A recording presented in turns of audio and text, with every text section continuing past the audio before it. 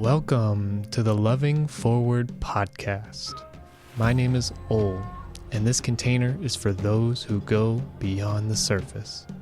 Here we speak to the depths of the human experience, honoring all parts, especially the ones we were taught to deny, disown, and repress. No scripted version, no spiritual performance, only the honest, embodied human experience.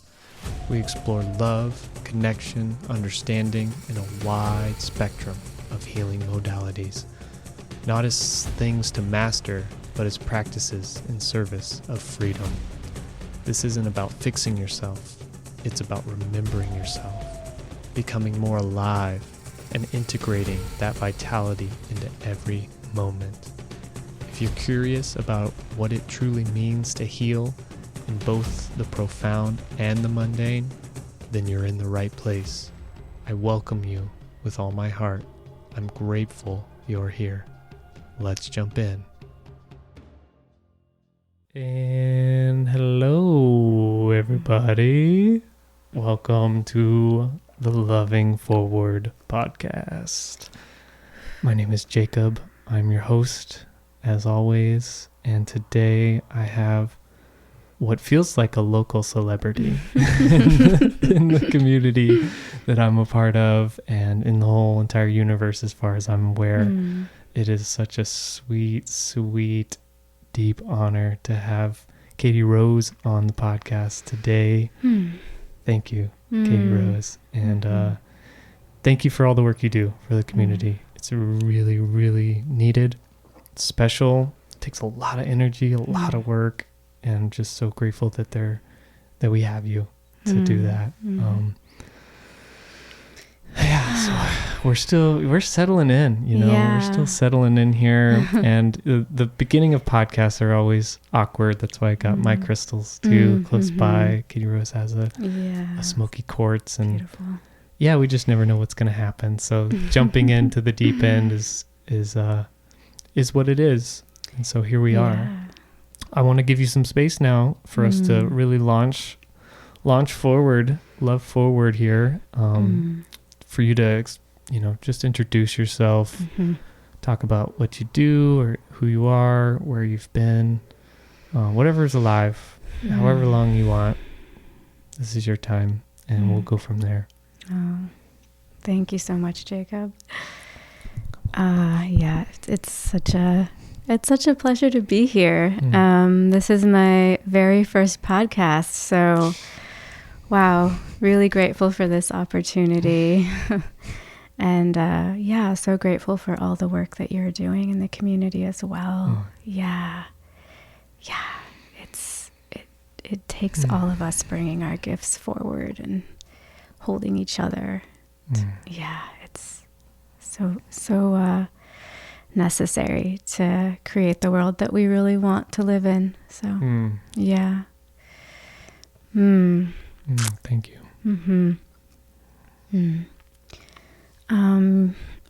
So I'm Katie Rose, and I am a healer, I'd say.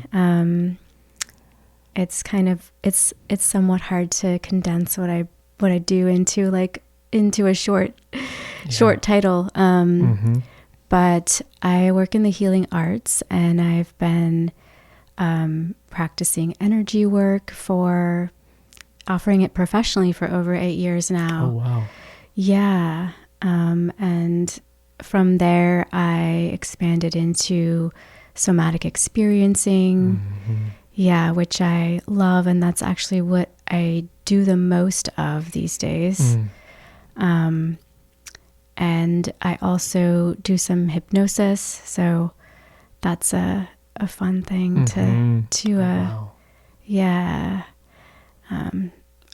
and I have been mentoring people. I started doing that in a group format a few years ago. It was actually, I think, back in 2021. Oh, wow. That was my first foray into the facilitating a group series. And I did that online back then and just enjoyed it so much, and finally got back to it last year, doing it in person. So that is one of the things that's really filling me up at the moment. I just love that.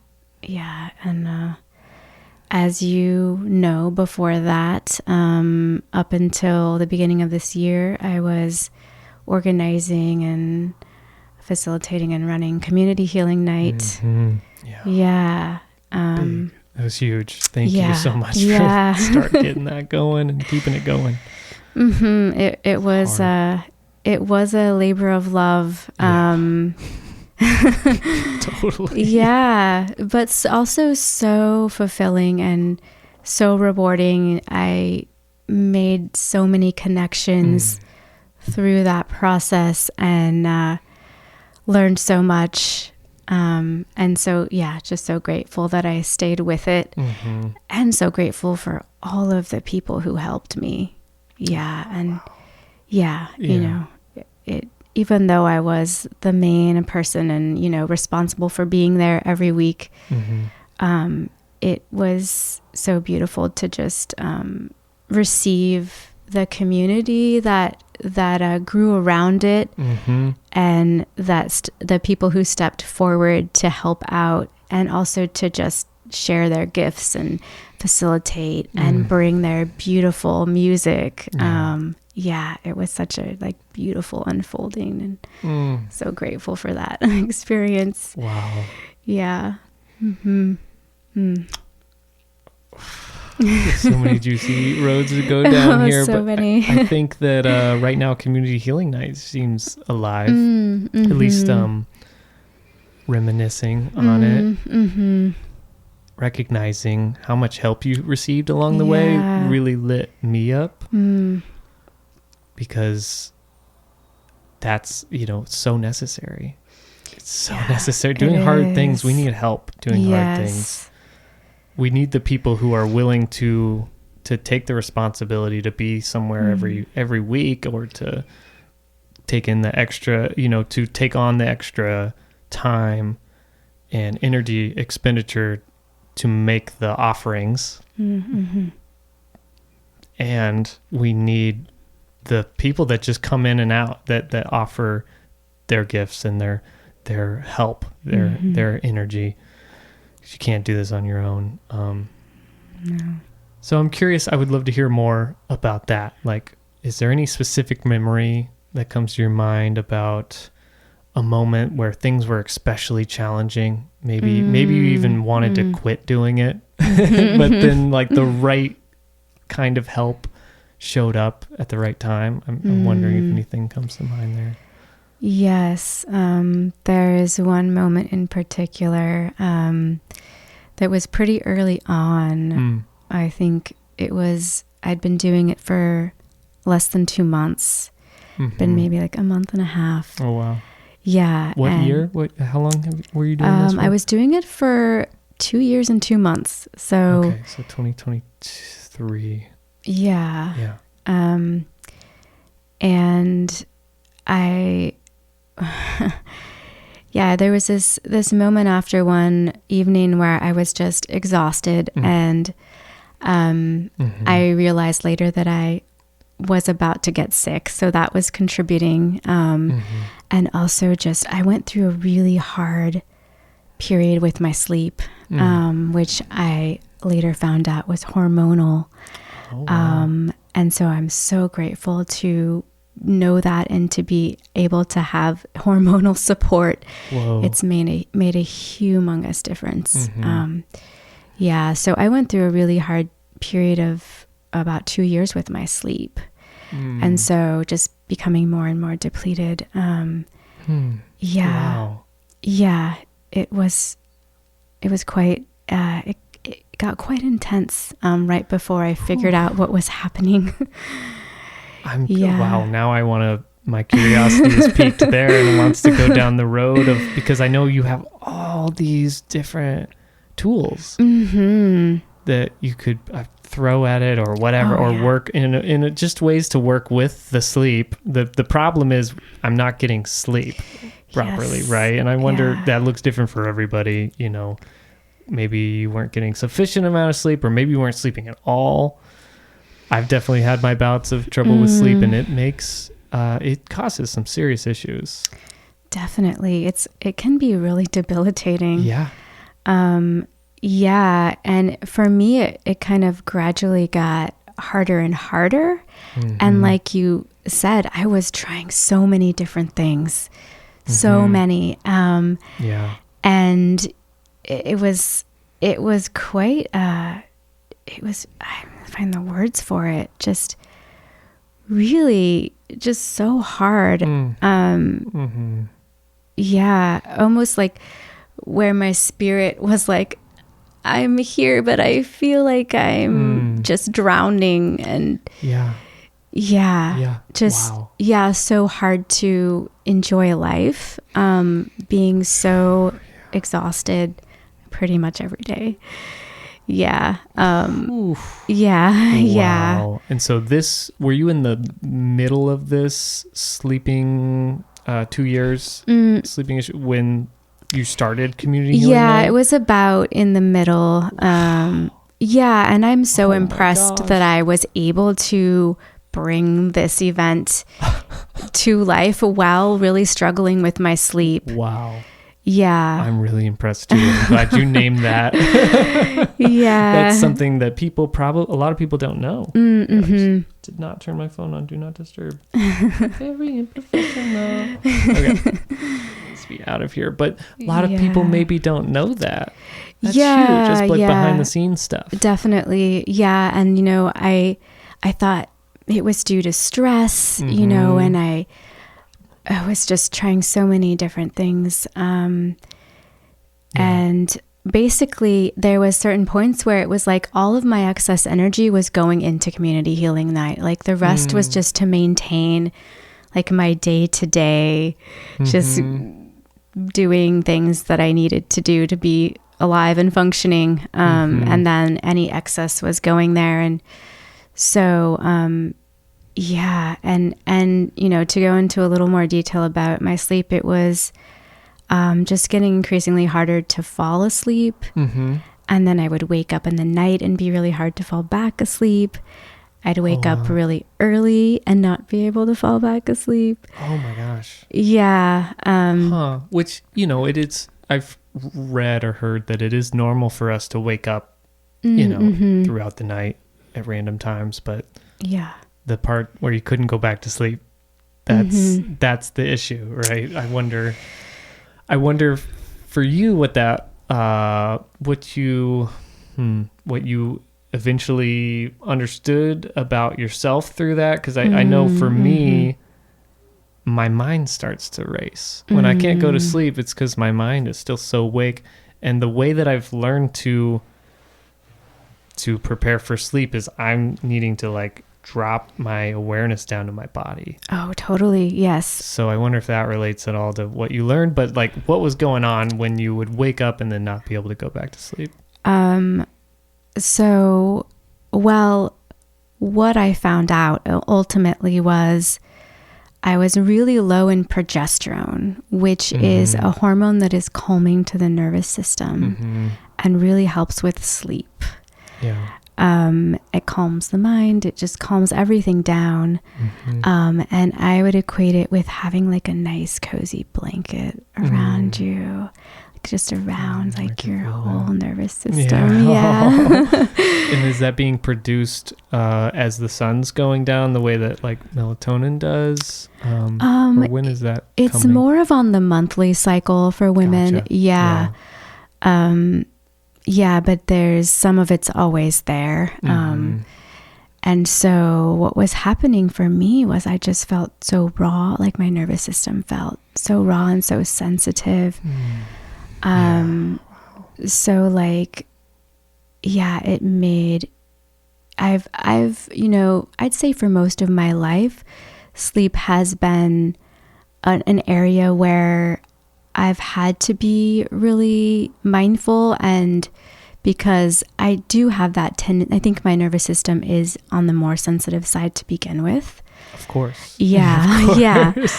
I think all of us healers out there can join that club, the more sensitive club. For sure. Oh my gosh. Yeah. Yeah. And so, working with my mind, and I've done so much work over the years to calm my mind and to go into that relaxed place where I can slide into sleep. But there's the mind, and then there's the nervous system. It almost seems two different things. I wonder if that's what you came upon. Yeah, they are definitely related. It's the mind is part of the nervous system. But just, it made it so much harder for me to find that calm place. And and it was maddening. It was maddening because I would work so hard and I would get into that basically meditative state where my mind was really calm, and I'd just be laying there meditating for like hours and not be able to fall asleep. Maddening. Yes. Absolutely maddening. Yes. I relate so much. I understand what you're talking about. I haven't had that long of a bout with it, but I've certainly had my times. And for me, what happens commonly now is when my partner is out at night or wherever, hanging out with friends or something, and it's past 10 o'clock, like I'm going to normally try to go to sleep. But I'm having this experience where I cannot fully go to sleep. And it's not because she's, I can't go to sleep without my partner. She'll leave town and be out of town for days or weeks, and I can go to sleep just fine. I think it has something to do with the anticipation of she's going to be home at some point, or is she okay? I don't know, if there's some worry there, just to a healthy amount of worry, someone's out in the world.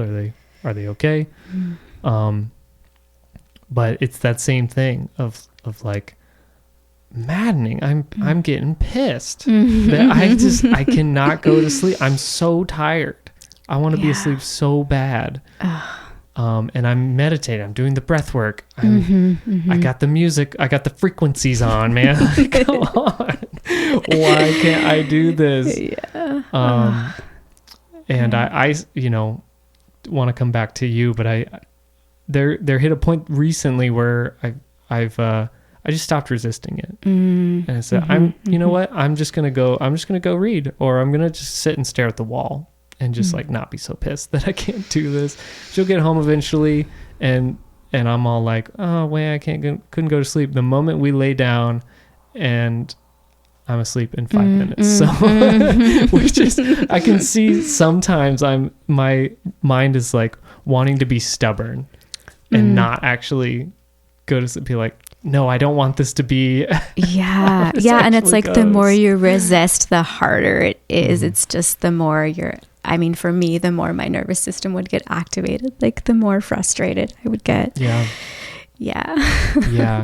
And what I meant with the final part of that was like, even when we're laying down, and I don't know actually how to explain this, but there's a moment where I'm like not wanting to admit that she's home, so therefore I can fully go to sleep. Like, I just don't want my brain to form, to take that shape where I can only go to sleep when she's here.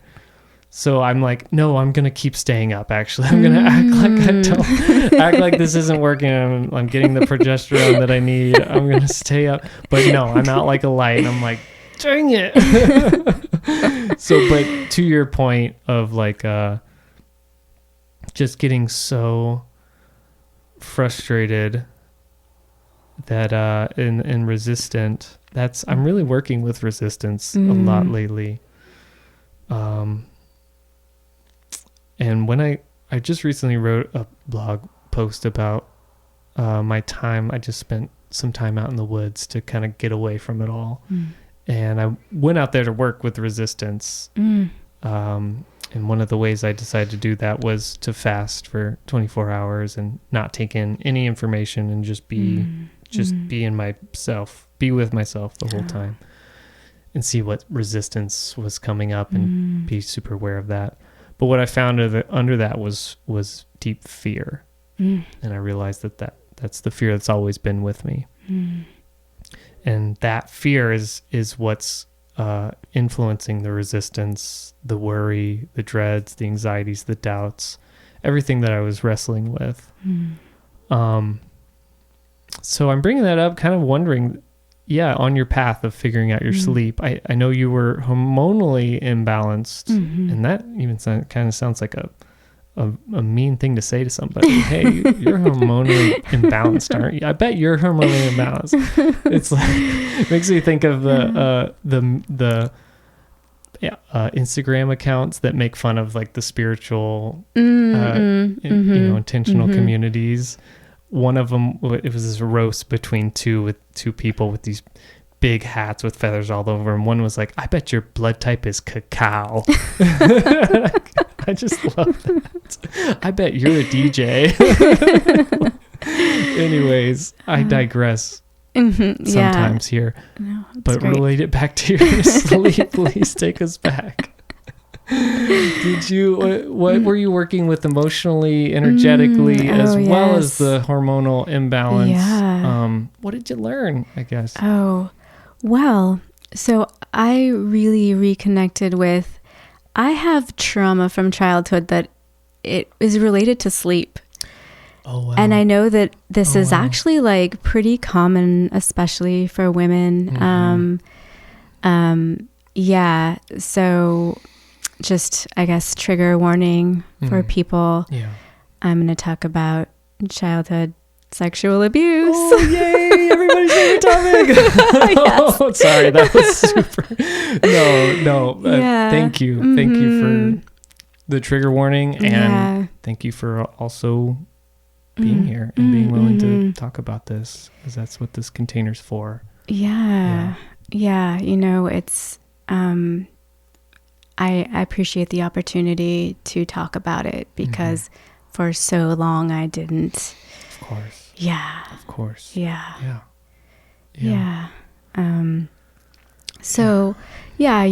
don't need to go into detail, but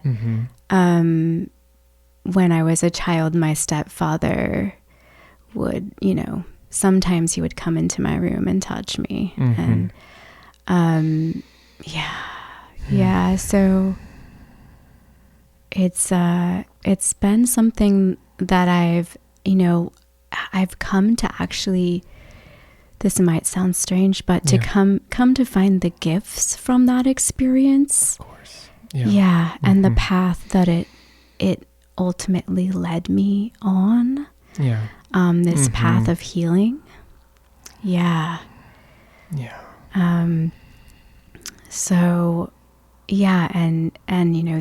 This journey with sleep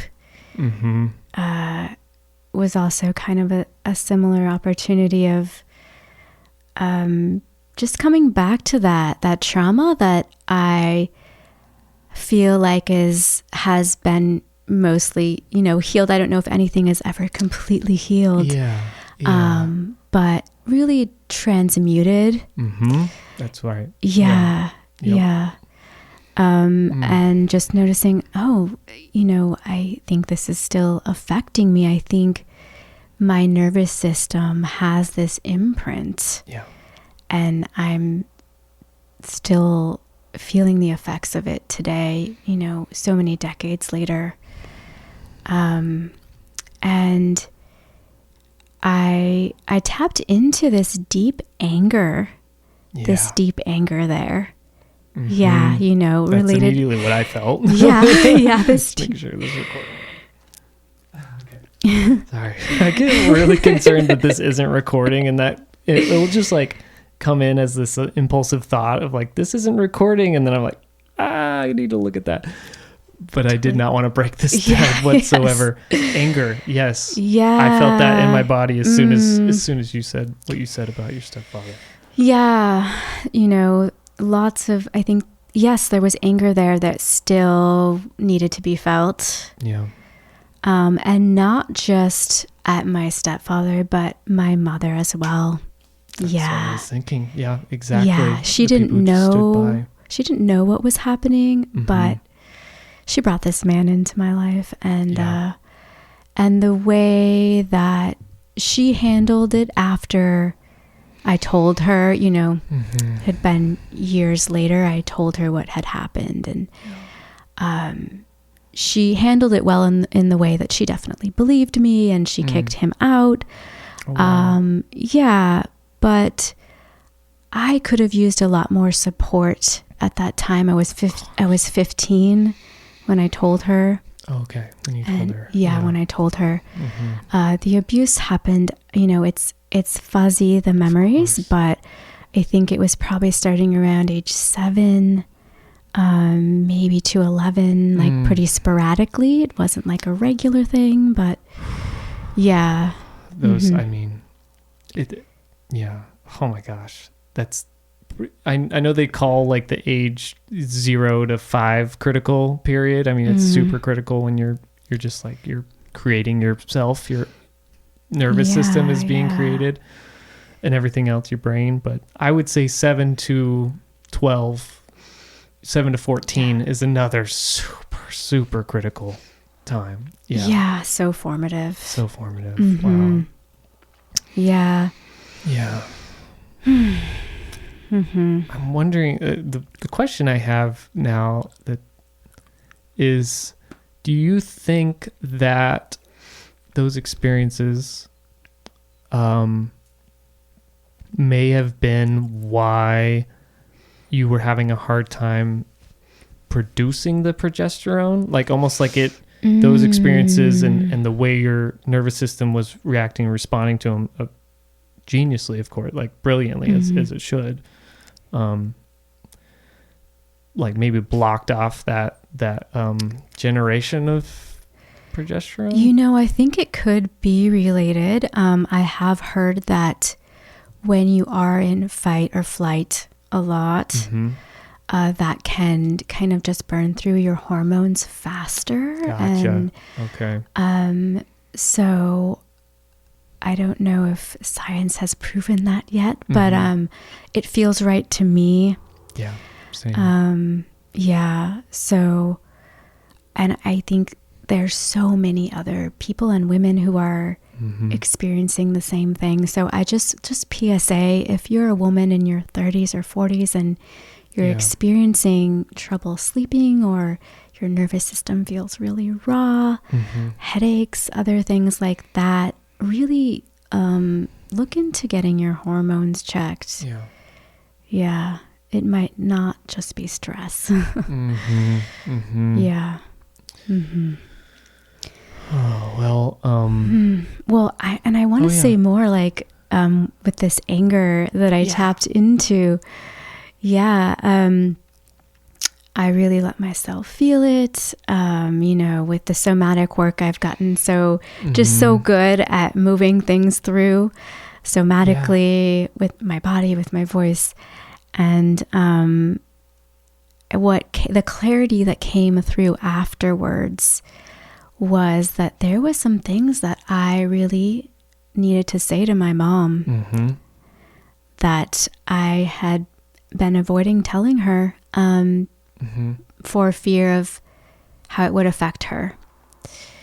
Yeah. And it was stuff that probably got stuck in the 7 to 15-year-old nervous system, right? Or that part of that, which would be scary as a later adult to notice that I have like some really gnarly, nasty things maybe that I need to say to my that feels kind of raw and maybe immature, underdeveloped, and this is a verbal processing. I'm not saying this any matter of factly, but this through what I've noticed with people who disown anger and other emotions is they just like don't think that it's well, okay, let me backtrack just a little bit. I believe that a lot of the anger that we hold on to is anger that we accrued from our younger years. Mm-hmm. And so when it finally gets an opportunity to come out, it's going to be pretty messy. And our like adult brains might be like, I don't know, not resonate with it maybe because we're adults now. And like, maybe that's not how I would want to speak, you know, but it still needs to come out in that way. And it's as if the 7 to 15-year-old is finally able to speak.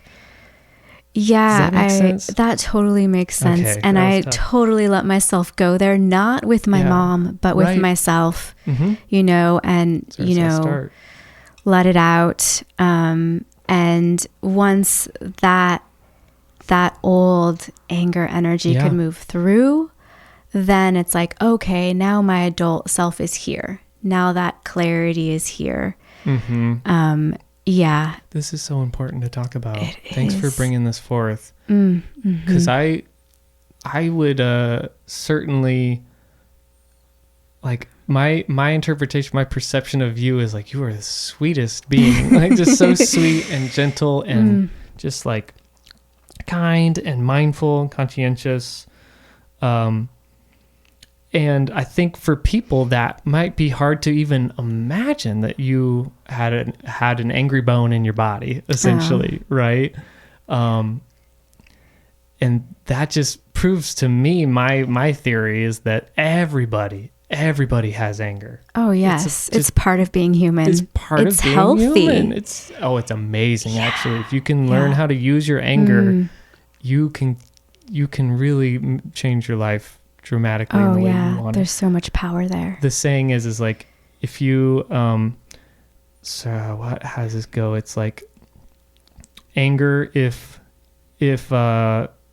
it's used in a wildfire, if it goes out of control, anger is like fire. If it goes out of control, it can burn down a whole forest or a whole town. If it goes out, it's like an ice age, you know, it's cold. But if it's used correctly, it can warm your house and cook your food.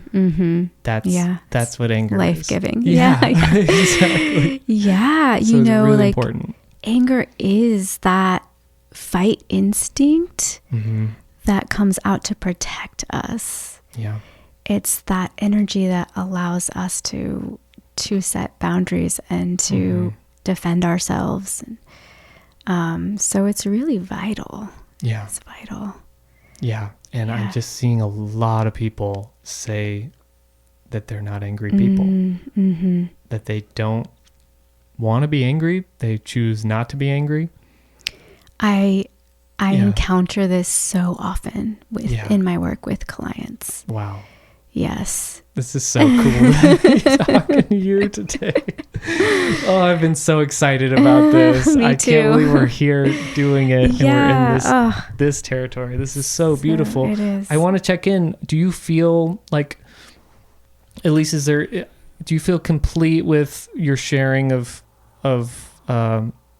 the childhood sexual abuse? Like, is there anything else that needs to be shared around that before? I don't want to stray too far away from it and then eventually be like, oh, there was still something I needed to say about that. I know that I don't feel, I do just want to come back to this thread of the anger and the things that I wanted to say to my mom. Boom. Let's go back there. Yeah. There's Beautiful. something there.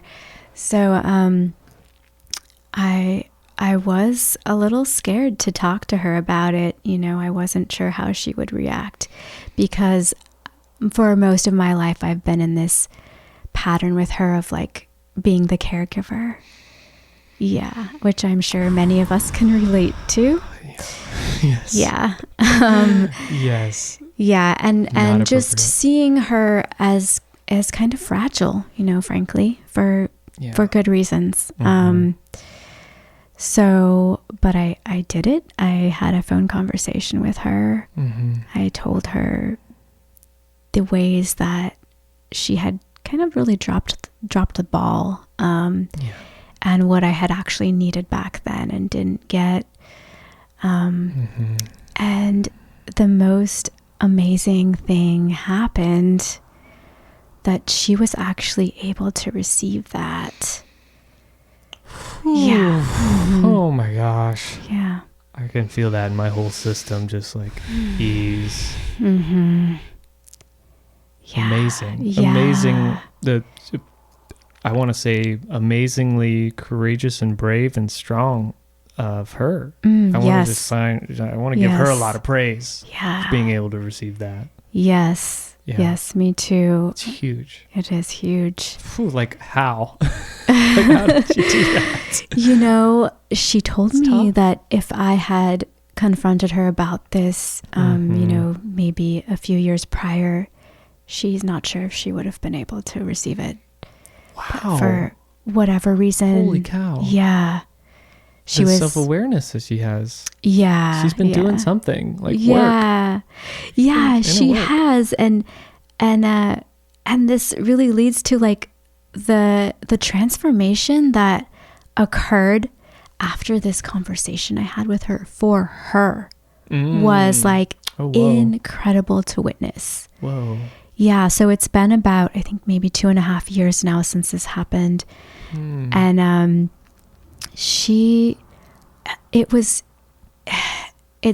I don't know exactly what happened, but this conversation helped her to unearth some feelings, a lot of energy from back then that had been buried. Of course. That was really weighing her down. Yeah. So much guilt. Wow. Yeah. So much grief, anger. Yeah. The whole gamut. Things. I mean, you could imagine, Yeah. Yeah. And she reclaimed her power. It sounds like she was on did. It was really like an awakening. And, actually, I can explain it. She was in a freeze state. So I see this also a lot with clients, where there's so much activation there. There's so much fear. The nervous system is in this fight or flight, but it's been going on for so long that they become depressed. Yeah. That basically their nervous system puts the brakes on while the gas is still on. And it's essentially a freeze state, because they're like, oh, there's I need to escape or fight back, but there's nothing to escape from or fight back, and there's all this energy but nowhere for it to go. Yeah. So the system's just like, all right, we're just going to shut this down. Yeah. Which is wise. Yeah. The system works perfectly. I'm telling you guys. It does. Yeah. So that's the thing, is like, here's all this gas, here's all this fuel that maybe needs to get burnt in some way or another. Yeah. It's got to go with this fire metaphor that we did earlier. But because of how unsafe the nervous system feels, I think its main job is to keep us safe. Yeah. If that's not there, then shutdown is probably the best option. I mean, freeze. I've been in a freeze state most of my life. I get it. I can relate. Yeah. Yeah. Totally. It just seems the safest. Actually, it is. Yeah. Oh my goddess, it is. It is. If you're under threat and you have nowhere to go and you can't fight back, freeze. Yeah. And it's I mean, I was certainly under threat enough to learn that in my developing years. But then at some point it's like, I think I'm actually just perceiving that I'm under threat when I might actually not be under threat, which was the case for me when I started doing my deep work, realizing like my system feels like, it's activated in some way, whether it's freeze, flight, or fawn, or whatever. And so and really getting to take a microscope to that, realizing like, okay, this is what that feels like in the body, in the nervous system. and looking around and being like, well, what's triggering that? And there might be something that there certainly is something that's triggering that. It might not be totally congruent to the way my system is reacting, though. To that. It might mostly be from the past. Yeah. Yeah.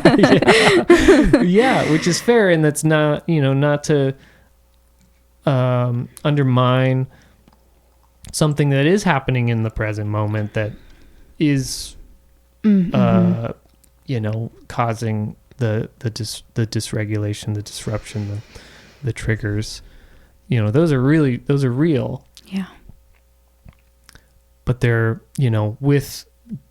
I would say and I speak a lot about for my journey is like realizing as an adult, in the capital S self, me, present me, I can handle whatever's in front of me. That's a saying I heard through some men's work retreat I did. Some man said that my inner child might feel some type of way, like reactive towards something somebody said or something that's happening in the environment, but the man I am can handle it. Man I am right now can handle it. And I use that sometimes as a mantra. It's like, yeah, I can handle this, but it's easy. A lot of this is easier said than done. Yeah. There is processes that help you create the space that you need around the emotions and what was I thinking? There's like there's these frozen stuck things in us. Yeah. Yeah. So I'm curious, I'm thinking about like what, you talked about somatic experiencing, which I love. And that's very much part of my work that I do with shadow work, the shadow work context. And Peter Levine, I just love his work so much. He's a genius. I'm wondering if that's how you were able to access these deeper parts of yourself, the anger, and like what that process really looks like, if you wanted to explain that stuff. Yeah. Going through the training for somatic experiencing really helped me to find actually how to settle my nervous system. We all talk about grounding. People talk about grounding all the time. And I thought I knew what grounding was. But it wasn't until I took that training that I had this felt experience of, this is what it feels like to feel grounded, to have that visceral, like that relaxation happening, and to really connect with the physical support of the ground or, the surface that's supporting me, and to be able to really relax into that and feel safe. Yeah. Wow. It made such a huge, huge difference for me. And to be able to access that so quickly, definitely it's gotten quicker over time, but to just be able to like, let me bring my awareness down to my feet. And really just sink in there for a breath and just feeling that settling happening in my body. It's so simple and so powerful. Yeah. Yeah. And so once I have that resource of being able to do that, and this is the same thing I do with clients, is, once we have that resource, then we can feel more confident in like, it's okay for me to feel this discomfort, to go into this, if it's discomfort in the body, if it's emotional discomfort, or, memories that are uncomfortable to go back into. I can do that now because I'm able to come out of it whenever I want and settle myself and come into the present. Yeah. Yeah. Wow. Yeah. Yeah. So that's what I do. And I, in that way, I can really go deep into places that can be quite intense. Yeah. Yeah. Oh yeah.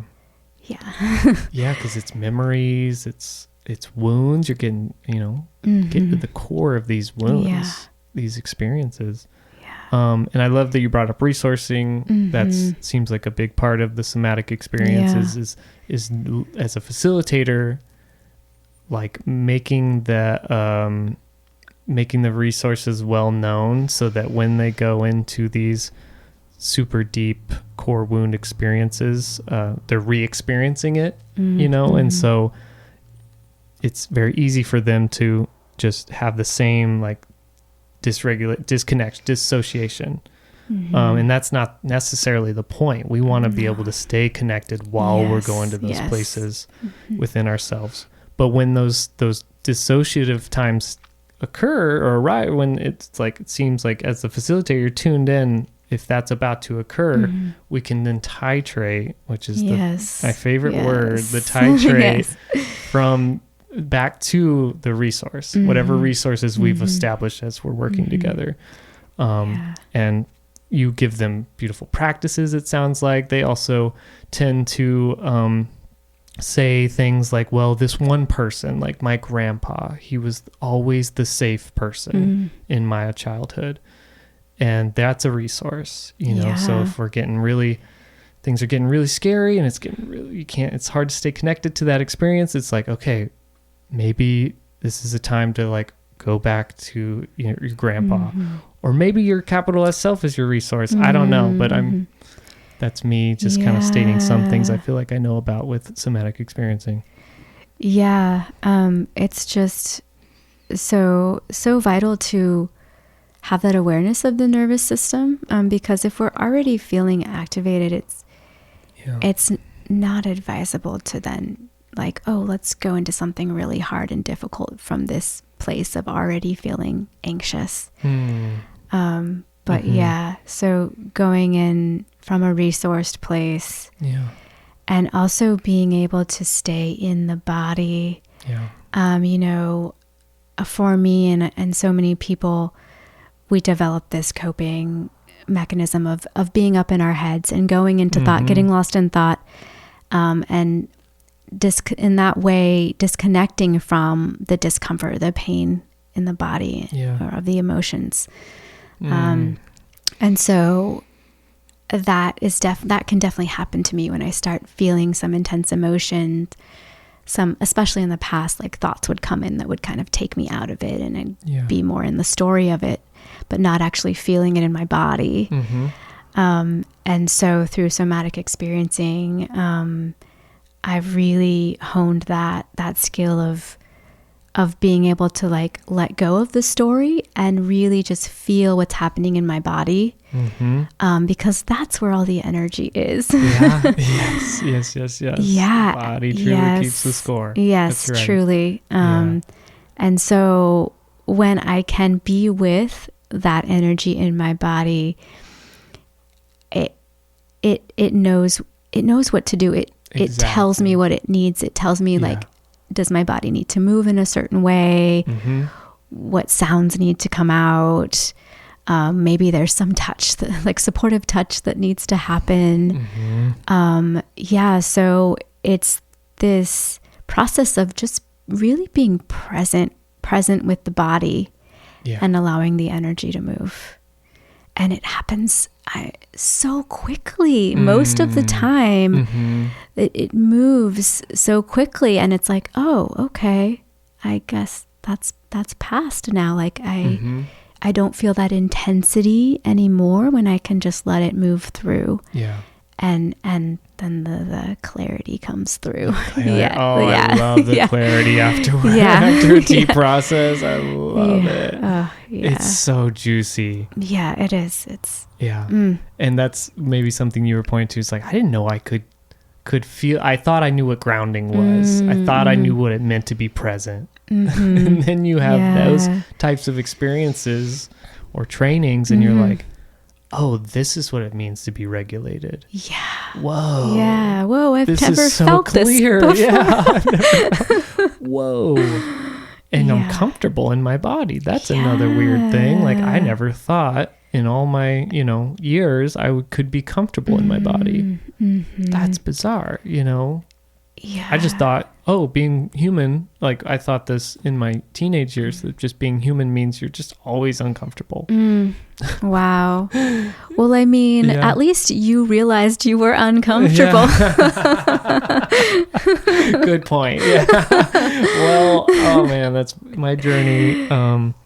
The way I escaped discomfort was through substances. And yeah, I always knew that there was something deeper, something different. I didn't have the frameworks. I didn't have the teachers or the education resources at that point. But once I finally got out of the environment that I was, part of, that taught me everything I knew, then it was like, whoa, the world's opened up, and found podcasts and books and teachers, and just like everything that I knew was actually real was available. Yeah. Oh, yeah, I can feel that in my body, just that, that opening up, that discovery. It's like a coming home. That's right. Yeah. That's exactly right. Exactly right. It is a coming home. There was a part of me that wanted to talk about it seems like go back to resistance, and maybe hearing your thoughts on what you think what is the resistance, when it's like we talk about, people hear about this work and they're, they hear how good it can be, how transformational it is. What is the resistance? And I mean, I'm kind of thinking it's like what is the resistance to just feeling, to really slowing all the way down, stopping completely, and just like giving our full presence to what's happening in the body, because I think that's the most important thing that we can do. Oh, I agree. You are speaking my language. Yeah, I knew we would speak similar, if not the exact same languages. Because I loved what you said. The body holds all the energies. That's all the stored experiences we've had. Yeah. And all the emotions that we had, we couldn't properly meet or tend to or process, release, whatever. But it also has all the medicine too. Yes. It tells you exactly the way it needs to move, the way things need to be processed and moved. It's so intelligent. Yeah. Yes. Yeah, it is. It's beautiful. So what is the resistance from your perspective, from what you've learned? Really, I think a big part of it is trauma. Yeah. Which is embedded in the nervous system, right? Yes. I mean, but the nervous system's not just the limbic system. It's the nerves that travel that are all in your, just throughout like in your body. spine, all throughout the body. Yeah. So that covers a lot. It does. Yeah. It's trauma. It's right in there. It is. And when your nervous system feels that it's under threat, that, life or death threat on some level. Yeah. Feeling the sensations in your body are not going to be your priority, and probably not even accessible. Yeah. Yeah. Yeah. And I think the other piece is that we don't know how. Yeah. Nobody is, at least for me, nobody modeled this or taught me when I was a child. If anything, it was the opposite, Yeah. to just disconnect more and distract yourself and be very cerebral. Yeah. Or use substances to feel better. So I do believe that more and more people are learning this, and it's becoming more of a common knowledge, which I am ecstatic about. Yeah, me too.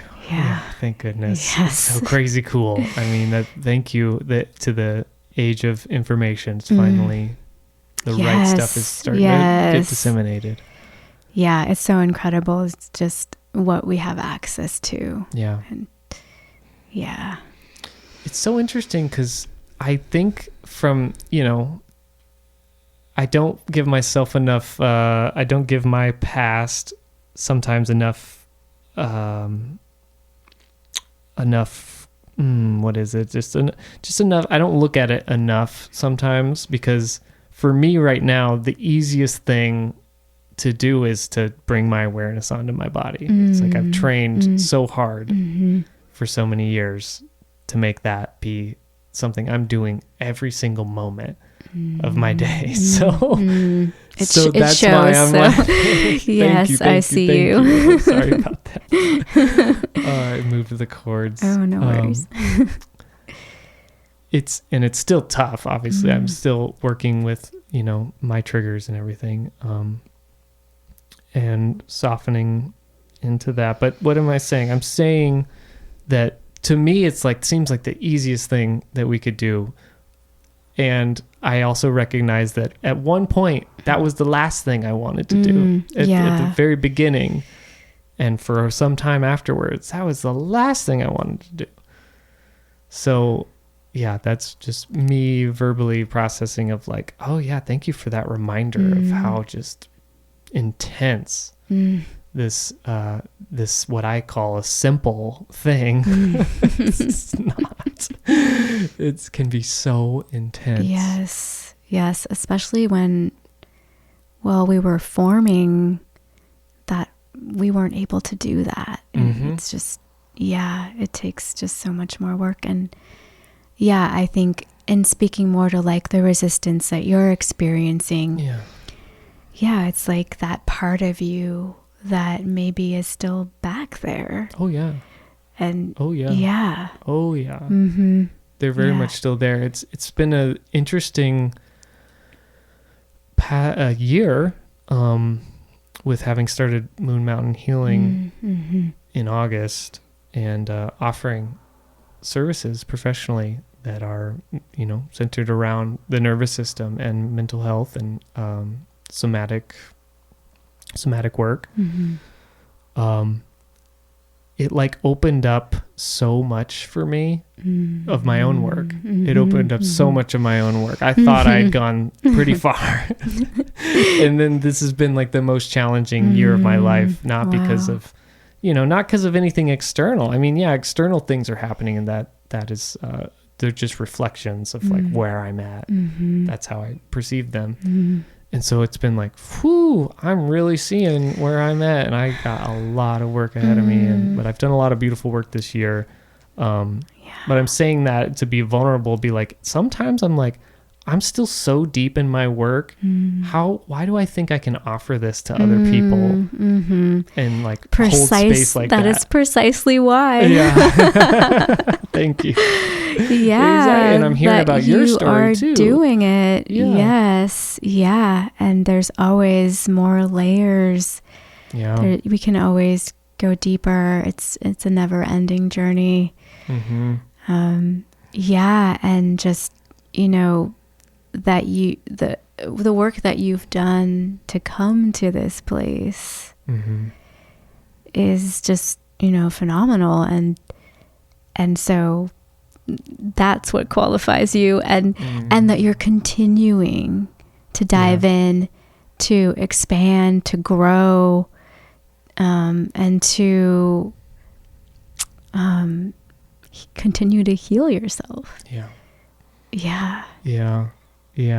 thank you. Thank you to that. And thank you to everything that has externally unfolded, because that has contributed to a lot more layers being peeled back, and just a lot of opportunity for me to just look in and be like, whoa, okay, there's that too, and that too. There is no ending to this. Thank goodness. Thank goodness. And it's, there is a process though of the releasing what has been stored from the past. Yes. That's holding us back, keeping us stuck. There's that process. Yes. And there's so much that you learn about yourself through that process as well as release. It's like I'm deepening and I'm letting go. Yes. And then life keeps happening. So that's what I'm saying is like this, this find the sort of, modality that works for you, or multiple modalities. I guess there's probably. multiples Yeah. in there. I'm certainly dabbled in multiple and have a bunch that I work with, and yeah, that's just part of being a resource that we're talking about. Yeah, the work really builds your resilience, or our resilience, to move through those newer challenges that come up.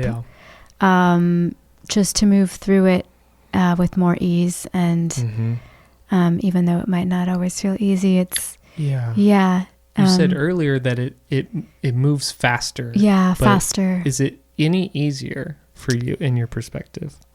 Because my teacher will say feelings are still feelings. Oh yeah. And they're still hard. Like, shame sucks. And he says that, I don't know if he feels this way now, but like, shame is always going to suck. It's always going to be challenging to feel shame. Yeah. No, I think if anything, being more embodied, I feel things with greater intensity. So beautiful. Yeah. Yes, Hope that. to not scare anybody away. No, it's okay. Yeah, it's the lows and the highs, though. Yeah. It's like, wow, Thank goodness. Capacity is so increased for all of it. Yeah, and so it can be like intensely painful. But in my experience, that intensity doesn't last for very long. Yeah. I wonder if it's the thing that's coming to my head is choice. I feel like I have so much more autonomy through this work that I've done. I get to choose the way I react or respond in situations. I get to choose how I'm showing up in each moment. Yeah. That's dramatically different than before BW, before work. BT dub, before the work. I get to choose. And I think that also means on some level, maybe not all the time, I get to choose how long I get to stay in the intense pleasure of things. Or, I get to kind of get the choice sometimes, if I'm feeling really resourced, how long I want to be in the pain of an experience or the suffering of something. Because I know in the suffering is like 10,000 pounds of gold. It's like that's grace. That's the grace. We don't want to we don't want to go around being like, ooh, I would like more suffering, please, more. But when it comes, it's like, thank you. Yeah, it is such an opportunity. And I've found, like, at the deepest levels, like the purest expression of pain and of ecstasy, that they are almost the same thing. Wow. That resonates with me. Yeah. Isn't that crazy? Yeah. Isn't that something? It comes like a full circle. Yeah. Wow. Yeah. That reminds me of when I had this gnarly skin situation, scabies, which I think a lot of people have heard of scabies, but it's not super rare. It's not super rare. Sorry, it's not super common. I don't think a lot of people have had scabies. But it's this intense, it's rash situation. These termites that go under your skin. It's super gross. Ugh. And when you have it, you are spending the next month of your life cleaning your house every single day, vacuuming every single day, throwing all your laundry into the laundry every single day. It radically changes your life for a month. And you have to do this whole body cream thing. There's probably other ways to do it, but we went the conventional route. But I would be so itchy throughout the day. Like on fire, like sort torture. of itchy. Torture. But I just kept bringing more awareness to the sensations and curiosity. I was like, what happens if I just am curious about this. What happens if I just like bring my whole awareness onto this? And what if I even start to imagine that this is pleasurable? What if I just worked with that? And it ended up being just so interesting to me that it did get pleasurable. Wow. Yeah. That is some advanced shit there. Yeah. Not to toot my own horn. But that's what it takes, man. That's what it takes. I have to pee really bad. Speaking of all this, can you just feel the ecstasy in it? No, I'm not there. Well, I mean, like if I actually did slow down and just was with it, actually, yeah, I feel, because before you said that, I was in resistance to it. I was like, ooh, I hope I don't pee my pants. I do want to resist doing that. Yeah. But then when I take a moment and realize like, oh, I'm not going to pee my pants, I can actually kind of soften into this. It's like, how interesting. What the freaking heck is going on? I have a full bladder? Like, what's even a bladder? And like, where does that live? And this is just so interesting. It is. Yeah. What's the sensation of that? Yeah. That full bladder. Oh, and then if we're in a somatic experiencing, what's the sensation making you think? Like, or feel, or like, if you were to bring your full awareness to that, what's any memories coming up in your head? And of course there are. For me, I'm thinking about this game I used to play as a kid, stupid as hell, but it was how long could I hold my pee? Oh, wow. And I think that's why I have to pee a lot now, but I don't know. But that's, that's just what happens. And when you bring your awareness onto these sensations, things start to come up. Yeah. There's so much so there. Rich. Yeah. So rich. And we can just go through a whole process with that if we needed to. But we don't have to. You can actually really go pee. Gotta pee. Yeah. Okay. Okay. I'm going to do that. We'll jump right back on. All right. Having so much fun. We're back. I hope you heard from our sponsors, bonbonsnook.com. Thank you, Sean, for this equipment. Oh, yeah. This thank you, is Sean. all Sean's equipment. One day he's going to say, hey, you got to buy your stuff. But for now, he's so generous and he's so supportive of this work. It's so supportive of all the community. I mean, come on. Yeah. Oh, Sean. Wow. Beautiful, beautiful soul. I know. So special. Well, we left off talking about the body, awareness of the body. Thank you, body, for working perfectly all the time without us having to really think about it. And and thank you to our paths that brought us right here. Yeah. I felt still as I was peeing, I just was reflecting on what you shared, about your experience with the stepfather, and gosh, I just still feeling anger as well in my system. And it's not just at the stepfather, it's just at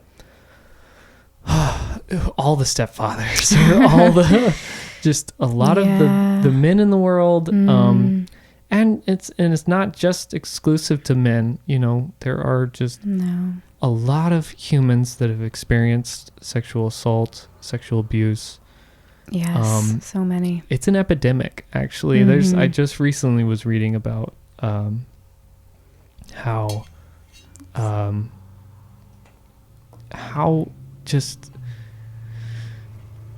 like I said, how ubiquitous it is. And it's not being talked about nearly enough. It's not. So thank you for being willing to talk about it, and just like talking about it so courageously, so clearly. It's obvious you've done your work around it. Yeah. And that's what we got to do, because I don't think we're here to change our story, but we're here to relate to it in a different way, where it's transmuted into our power. Yes. This is our superpower. Our story, our experiences is what makes us powerful. Not powerful in the way that we're seeing in the media. That is not the right kind of power. No, not power over others. Right. Yes, that's what my teacher was just talking about. There's we're in the mainstream, it's the system is power over or power under. So we have the people we're seeing who are in charge, that's power over, and then we have the submissives, the people who just succumb to it because of the nervous system. Yeah. Power under. Yeah.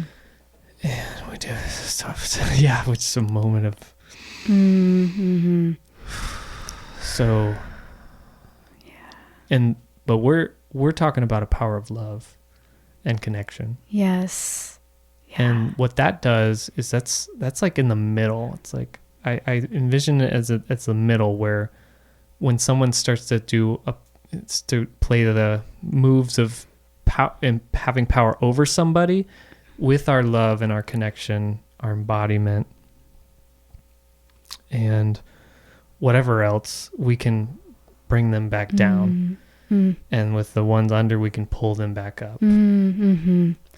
Yeah, because if you to me, from either position, power over or power under, it's still coming from a place of fear. Exactly. Wow. Yeah. So it's and fears from trauma, right? Yeah. Like, why are we afraid when there's nothing that's threatening us at the moment? It's from the past. We're living in fear. So fears, I mean, I've always had this sense, but it sounds like you might also believe that fear might be the root of our suffering. Wow, I've never considered what is the root of our suffering. I mean, fear could be it. I mean, it's I think it might actually be the oldest emotion.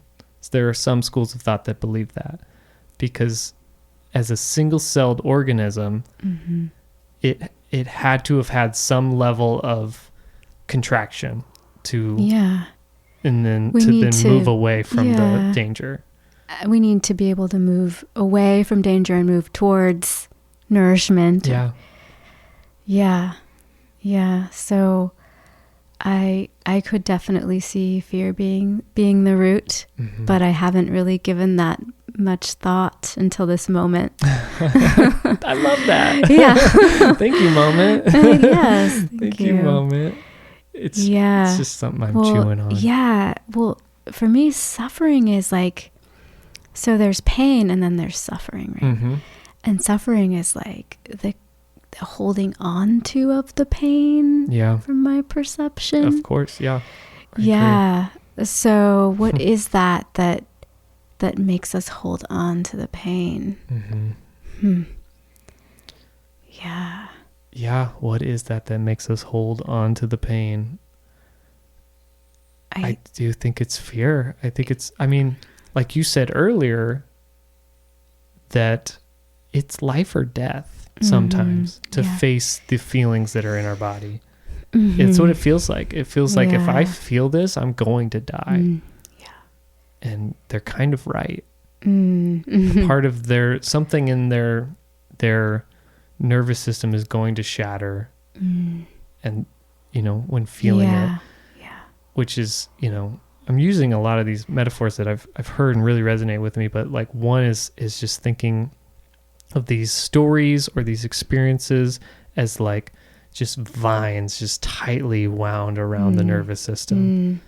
So tight, there's no water, no sunlight can get into them. So when we do this deep work of really diving in, meeting our fear or whatever, and emerging into it, and emerging out, it's something emerging into it, something shatters.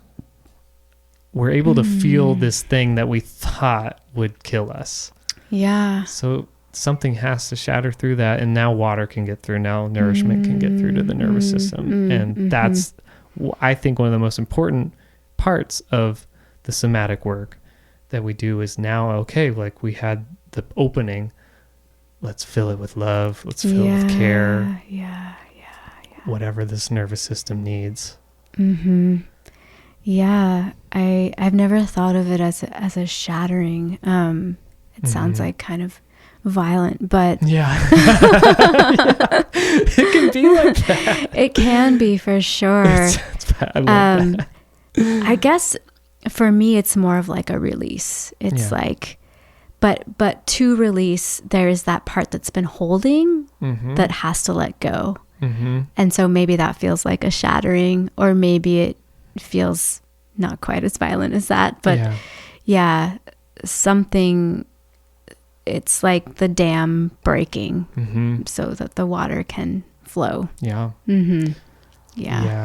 Coming out of that bracing pattern, holding and keeping everything together.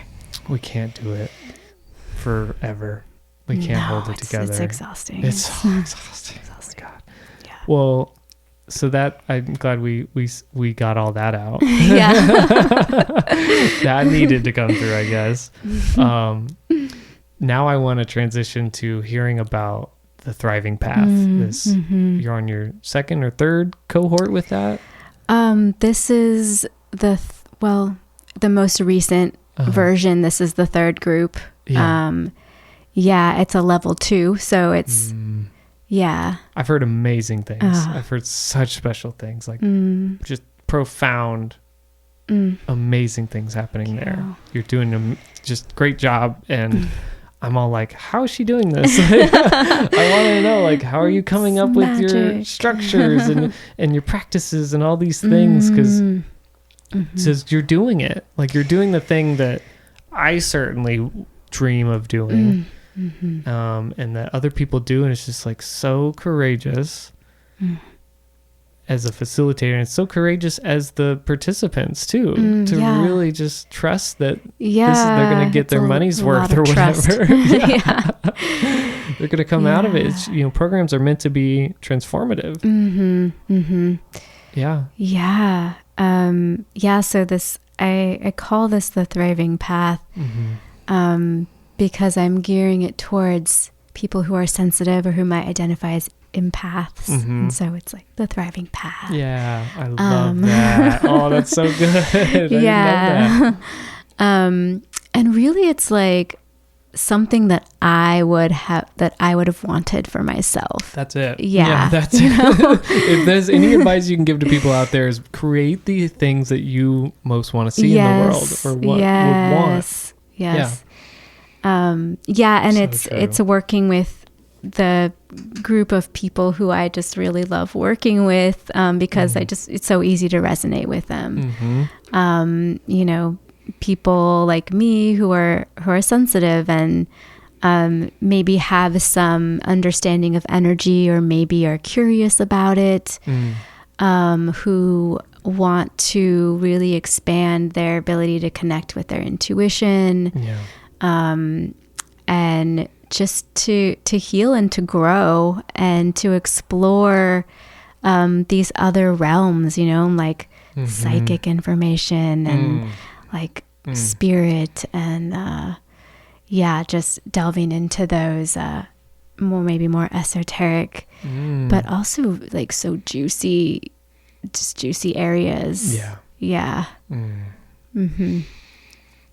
Wow. And that's what's interesting, is I've heard that Peter Levine can get pretty out there. I haven't seen his teachings where he gets out there, like in the psychic realms, but is that influence from Peter Levine's teachings? Where are these psychic realm esoteric not stuff so coming much from? No, I definitely interweave somatic things in there, because it is so foundational for everything, including any type of healing or growth work, or to me, I can't really have one without the other. Like my ability to expand into those realms was really dependent upon my ability to first ground into this physical reality and feel safe in my body.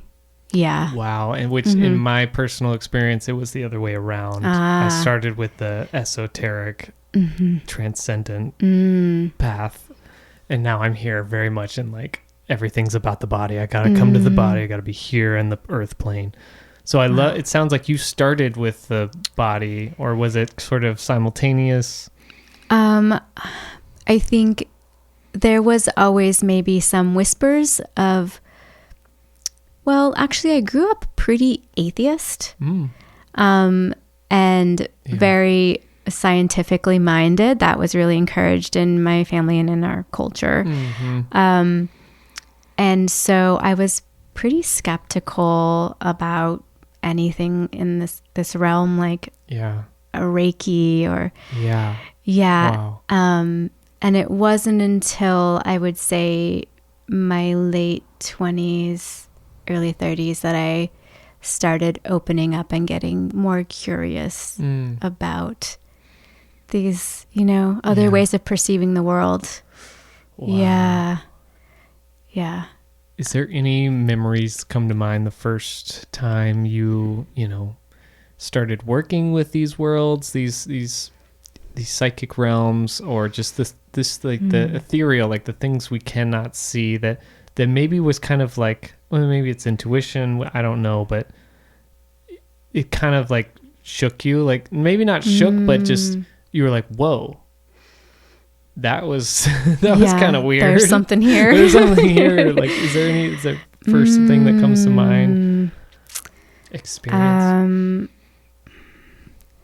Well, one that's coming to mind is in that time when I was opening up more, a friend offered to attune me to Reiki level 1. Mm-hmm. She was a Reiki master, probably still is. And so I was like, sure, I don't really know what that is, but why not if you're just offering? Okay. And so she did it, and she gave me a booklet about it that I read, and was just experimenting with, just doing it on myself. Just, okay, let me put my hands on myself and just focus on channeling energy, whatever that is, I know. Yeah. Yes. And one of the first times maybe the first time I did it, I was sitting in a chair and I fell asleep, which was like, had maybe never happened. Like I spoke to my issues with sleep. And so, that was like, whoa, that's strange. I love, that's not at all what I thought this story is going to be about. I know, not so very dramatic, mundane, but so profound if you know like the context of how challenging it was for you to go to sleep. It's like, here's this miracle. It's a miracle. Which essentially is what I think this stuff is miracles. And then after that, I was practicing on my dog, and then I could actually feel the energy in my hands. Like I could feel it moving into him, because animals are so receptive, and he would get super relaxed, and so that was like, okay, I can feel it. Like I can feel the sensation of the energy moving in my hands, and I can see the effects. And do you think that energy is coming from something outside of us? Because I've been trained to do level 2 Reiki. I've fallen off of the practice. I don't do it. It's more so it's like feels like it's just part of my life and everything I do. But it's not like intentional, like, okay, I'm going to now apply Reiki. But when I was, like for me, I was imagining drawing up energy and pulling down energy. But, I also think like, where is that coming from? Is it just actually coming from my body that's just absorbing energy, or what's going on? I don't know. What do you think? For me, it's definitely a channeling of energy coming through my body. Yeah. And, like energy is everywhere. Like subatomic particles are just everywhere all around us. And a lot of it. So, from my perception, it feels like I'm opening up to really let that energy flow into me and then flow out of me. Gotcha. Okay. So at the same time that I'm giving someone Reiki, I am also receiving it. That's right. Yeah, I feel that. Yeah. And I think that is really important, to go into it with that intention, and that you're not just giving from your own energy system. That can be depleting. Yeah. I'm I'm noticing it's raining as it's sunny outside too. Ooh, That's really rainbow special. territory. Yay! I hope you guys all find your rainbow today. Yeah. I want to talk more about the thriving path. I do. I want to take some more my time. sweater off really quickly. Okay. Yeah, sounds good. Yeah, it's seriously raining out there. Oh wait, we're still recording. Yeah, that's right. Okay. It gets hot in here. I tell people that heater pumps it. I got it too hot. Yeah, okay, that's no, better. it happened in a breathwork session once where it was like, felt like it was cold and people get cold during a session. So there's been times I've put like 4 or 5 blankets on a person. Oh, wow. But then it was hot. Then next thing you know, it was really hot. And for a second, it was like, oh, shoot, get the bucket. It's really hot. Sauna breathwork Yeah, time. exactly. Not safe in a sauna. But the thriving path, I've heard some things, some just amazing things, all amazing things. Yeah. One thing that's coming to my mind is the practice of like being just in your energy, just being able to tell, like, energy seems like it's a big part of the teachings and practices that you do.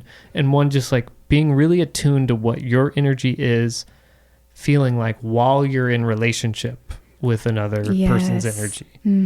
That's so foundational. Yeah, that's that's awesome. I want that to be part of all the programs. Yes. Can we teach every all the day. children? Yeah. Yeah. Yes. Yeah. Yeah. Yeah, especially for those of us who are sensitive and just can easily feel other people and like merge in with their energy, and those boundaries can get really fuzzy, or maybe they're not even there at all. Right. Yeah. So that was so transformative for me, just the practice of grounding and continually grounding in my own body and my own energy. And being able to do that when I'm with others, it's everything. Yeah. So really wanted to almost like drill that into people, like, because it takes so much practice to do that when you're interacting with other people. I feel like it took me continuously working on it for a couple years before it's like really second nature. Yeah. So yeah. Whew, these things do take years. These things do take years. Yeah. Yeah. I'm like thinking now how I want to incorporate that in the men's groups that I do, and any offering that I have. I just think that's so important. Yeah, it's just, especially in social situations, like, it's so much harder. Festivals, gatherings. Oh my gosh. Yeah. Yeah. It's super hard to tell. Like, and I've had many moments where I start to feel anxiety or stress and realize that that's actually not me that's feeling that. Have you ever read anything by Arnold Mindell? No. Okay. Well, I don't know if he coined it. I don't think he coined it because it's a physics term, but the field, the field that we're in, which right now you and I are in a micro field, but there is a much bigger field that we're surrounded by. Yeah. And it, basically talks about how there's these world things happening that can affect our field. I can start to feel anxiety that is coming from not what's in my environment, but it's just this overall field. Yeah. So that's what we're talking big about soup here. Out there. Yeah, we're in a big soup, and us sensitive people feel it. We really feel it. Yeah. And I say it a lot. It's like, we need to discern what's ours and what's not ours. And we learn how to discern that. Yeah. And for me, that wasn't possible until I really was able to be fully in my body. Yeah. Wow. Yeah. So that's like the prerequisite. Yeah. That's what I believe to be the most important thing. So, what's other things on your heart about the thriving path? Is there other practices that you'd love to mention, like the embodiment practices? Are you leading somatic experiencing processes at all? Well, I do those privately. I see clients privately for somatic experiencing, but I definitely weave it into the thriving path as well. Yeah. Well, let's see. What do I want to say? The thriving path. It's been such a joy to bring it to life and to be continually creating it and co-creating it with spirit and with the people in the group. It's one of those things where I don't plan it out ahead of time. I don't have like a whole, it's a 12-week program. Yeah. But I don't have like, this is the curriculum. This is what we'll be doing week 1, week 2. No, it's a very intuitive, and before each group session, I tune in and I just let the information come through. I channel what is in the highest good for us, for this group at this time. Yeah. And it flows like so easily. And wow. Yeah. Katie Rose. For me, it's like, I'm dying to hear something that what's the capital T truth in that? Is the capital T truth is like let go and trust yourself, trust the flow, the unfolding that's going to happen here. Because I'm a hyper planner. Oh, okay. Like if I'm going to make a program, I need to have at least some structure that I can refer to. But I've seen time and time again, any sort of structure I've made, it's just like, like gets rained on and I can't even read it and it's just gone. Like it doesn't matter. Once you're in it, the structure just doesn't matter. Yeah. It's been such a lesson, for me in that letting go and just, going into the whole experience with a clear intention of this is the intention of the program. Clear intention. Yeah. Yes. This is what I want people to get out of it. Yeah. Wow. This is how I want it to feel. And then I have all of these different modalities and experiences and just all of this information that I can pull upon that will come in and be like, do this or do that, or, tweak it in this way or that way. Yeah. And sometimes completely novel ideas come through. Yeah. Those are the best. Yeah. Yeah. It's really cool. Yeah. So yeah, it's such an exercise in trust. And at this point I've done it so much that it's really there. Like, although when I did start this, so I did one round of it last summer and then I did one in the fall. And then I just started a new one this spring. Yeah. And when I just started this new one in spring was level 2. So it was for anyone who had already done level 1. Yeah. And when I first sat down to plan the first class, I did feel a little bit of that nervousness, like, oh, is this going to work? This going to work? I could feel a tinge of it there. But yes, it did. And of course it did. Yeah, it's all there. It's so well. Yeah, it's all there. It's just being able to open and let it come through. Yeah. That tinge, was that fear? There was a little bit of fear. Yeah, there was a little anxiety there. I'm still a human. Yeah. It's still. Yeah. I think the fear is a part of it. It's like noticing the fear, acknowledging it. Yeah. But not letting it take the driver's seat. Yeah. Yeah. Oh my gosh. I mean, for me, the fear would be like the fear of being or doing something that's stupid, embarrassing. Like, because I try to think about it when I'm scared. What's the worst thing that could happen here? Like, let's just go there. Just so we can get that out on the table and I can look at it and be like, oh, that's actually not that bad if that happens.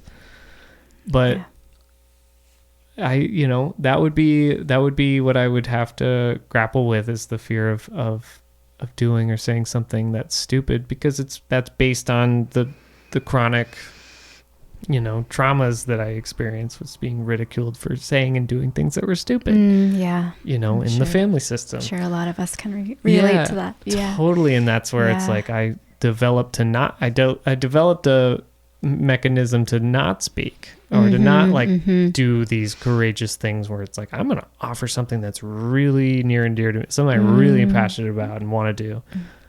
It can stop you right in your tracks right there, that fear. Oh, definitely. So I love what you're saying about, like, I'm not even going to make a plan for this. Like, I'm just going to just trust that this is going to work out, and that I have everything I need for this. And to me, it's like, oh my gosh, like, to go into that now, it's like, okay, now we're going to do level 2.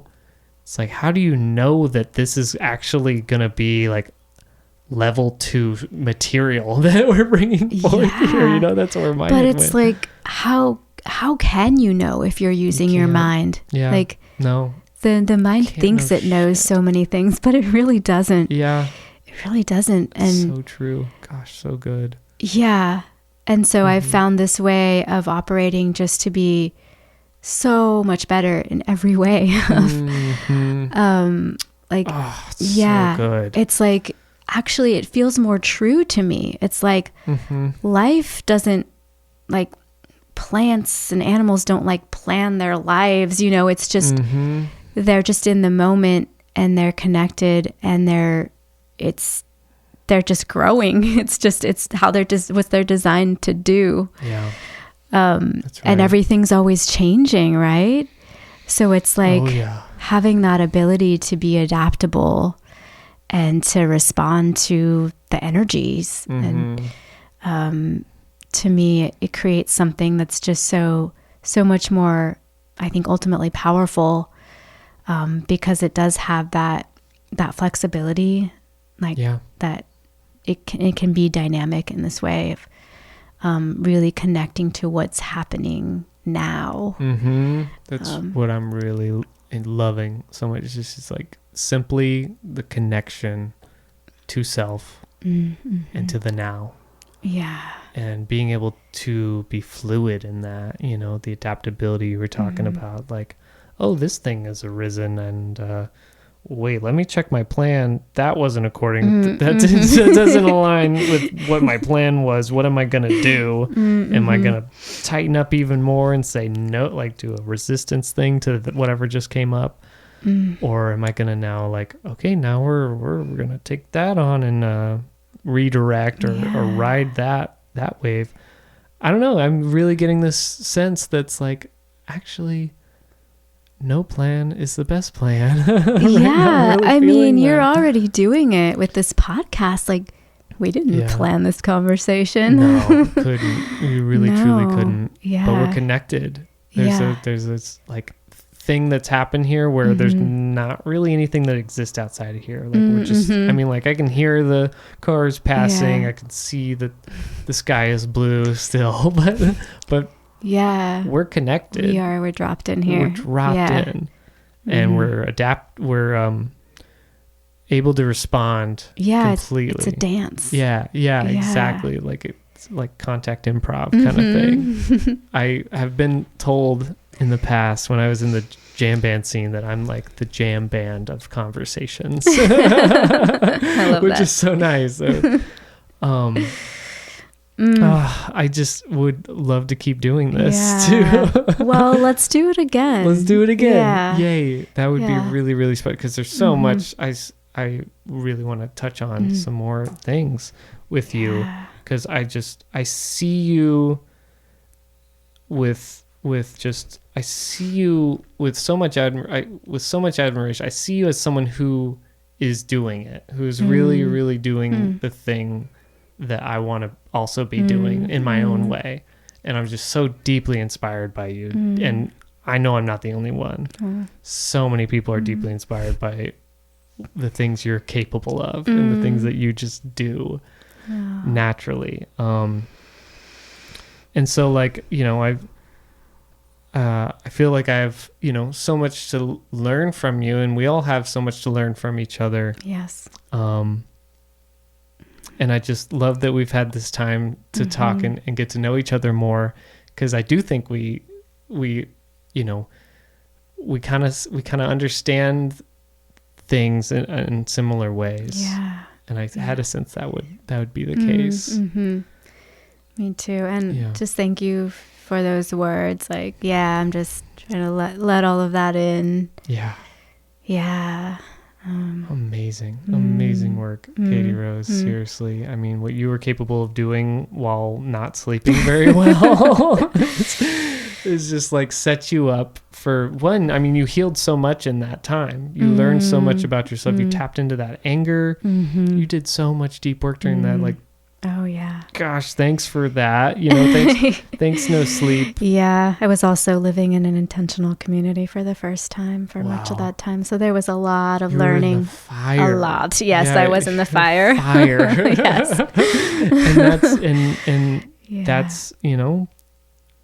That's a part of why you're here right now, and why you're so good at what you're doing. Why you're so expert level of what you're doing. Oh, thank you. And I'm glad the universe is just reflecting that right back to you, because you super deserve it.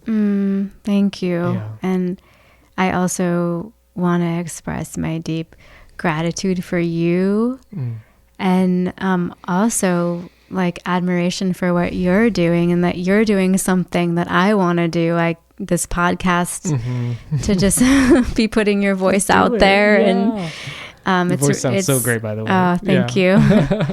It's just so inspiring for me. So thank you. Yeah, I'm glad we can all inspire each other in some way or many ways. And one thing I really want to that I'm really feeling compelled to say to people is like, just do whatever it is that you want to do. If you want to like start a podcast, like just, the hardest part is just starting it. Yeah, and it's that resistance. The resistance and the fears of, like whatever it is, but you're practicing that in other ways. Yeah. You've got enough experiences of being with the fear and the resistance and like letting go or softening into that. Whereas this is just another version of that. Yeah, totally. And I think that is the case for everybody who has something really special to share that they haven't gotten around to sharing yet. Yeah. I really hope that they can hear in this podcast and all the podcasts that I offer to just take the first step towards it. No, it's not going to be perfect. It's actually probably going to be rough the first few times. I don't know. Like, I do think for me, I'm still in the phase of like, I'm not very happy with where I'm at, with it, still like, and it's because I'm comparing myself. Yeah. You got to look at the growth process and the whole path of it. It's like, you're perfectly where you should be right now. I know it. Yeah. I know it. And dang it, do I want to also just be at the point where I'm like freaking expert. Fast forward. No, we all have to go through the process exactly as it is, even. And it's so beautiful because you're modeling this for other people. Yeah, that's what I'm trying to do. Yeah. Yeah. Yeah. Nobody is perfect. No, but some people look pretty close. You're just not seeing the full picture. Right. I mean, you've been at this for 8 years, you said. Yeah. And I'm like, gosh, what would it have been like to see Katie Rose at year 1? Oh, different. So different. Yeah, the same with my teachers and mentors. I'm like, I'm seeing them after decades. And I'm like, oh, I just want to be doing work like them. It's like, buddy, you're one. Anyways, last thing, I want to know what your interpretation of the phrase "loving forward" is. If there's any charge or like anything that comes to mind, I'm curious. What does loving forward mean to you? Well, when I tune into that, I immediately get this sense and this image of like my heart opening and all of this light pouring out in front of me. And I feel, it's like loving is the way forward. Whoa. Yeah. It is. Yeah. Like that is going to lead us forward onto our most magical, most juicy, most beautiful path. Yeah. Is love. That's right. And loving ourselves, first of all. Oof. Yeah. I'm just feeling that for myself as you just shared that. Thank you. Yeah. 'Cause I was kind of being harsh on myself just a few minutes you ago. were. But I was like, oh wait, I do really love myself. Thank you, self. Thank you, self. Yes. Yourself is so precious. Yeah. So loving ourselves forward. Yeah. And loving is the path. It's the path forward. Yeah. Yeah. So beautiful. Wow. Katie Rose, what a special treat. This was one for the history books. Aww. Recorded in the Akashic Records as well as in real, I guess, real is maybe not the right word, but it's been actually legitimately recorded. It's going to get posted for the world to listen to and to be inspired by you and by our conversation. So cool. So exciting. Yeah. So thank you so much. Thank you so much. Deep love, deep care for you. Deep respect love to you. And to our listeners. Yeah. Thank you. If you made it this far, you're pretty dang special. You are. You're really special and we love you. Yeah. Can I just mention like my website or? Please do. And I'll also put it in the notes as long as you send it to me. Okay. Cool. Yeah. If you want to find out more about me, get in touch. My website is vibrantway.com and there's a hyphen in between vibrant and way. And I am planning to offer a level 1 of the Thriving Path in the fall. So, as well as a level 3? Or is it just one cohort at a time kind of thing? I am playing around with the idea of a level 3. So that's to be determined. So cool. Yeah. Oh my God. So they can find out about that at vibrant-path. Vibrant-way.com. Yeah. Is there any social media? I kind of just I got off the social media. Yeah. I am still on Facebook because I was doing that for community healing night. So that is a way that you can get in touch with me, but I don't really post on there. So gotcha. Yeah. Okay. Yeah. Beautiful. Well, whatever you're doing, it's working. People are finding you. The right people are finding you. The work that's needing to be done is happening. Thank you. Thank you. Thank you. So grateful you're doing it. And good luck. Thank you. You too. I know it's going to work out beautiful. Thank you. Yes. Yeah. We're doing it. We're doing it. And I never know how to end these things. So here we go. We're going to move on with our day and love everybody. Yes. Love forward. And we'll talk to you later. Ciao. Thank you for spending your time with us at the Loving Forward podcast. I appreciate your presence, your attention, and your willingness to be curious while swimming in the mystery. If something in this episode resonated with you and you feel a call to explore your own healing work, I offer both in-person and online sessions in shadow work and breath work. I also lead in-person men's groups here in Eugene, Oregon, and I would love to have you join us.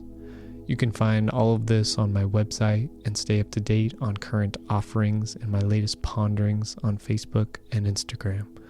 The website and handles are in the description. These practices support nervous system regulation, emotional integration, and a more honest, embodied relationship with yourself and others. You're welcome to reach out, ask questions, or take the next step when it feels right for you. Contact information is in the description.